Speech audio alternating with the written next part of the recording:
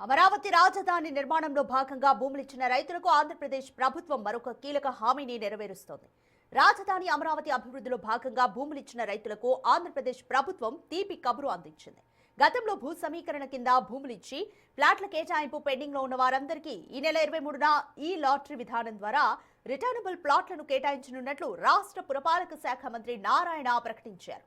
ముఖ్యంగా ఉండవల్లి, పెనుమాక వంటి ప్రాంతాల్లో పెండింగ్ లో ఉన్న ప్లాట్ల సమస్యను ఈ విడతలో పరిష్కరించనున్నారు. ప్లాట్లు కేటాయించిన వెంటనే అప్పటికప్పుడే రిజిస్ట్రేషన్లు కూడా పూర్తయ్యేలా ప్రభుత్వం ప్రత్యేక కౌంటర్లు ఏర్పాటు చేస్తోందని మంత్రి వివరించారు.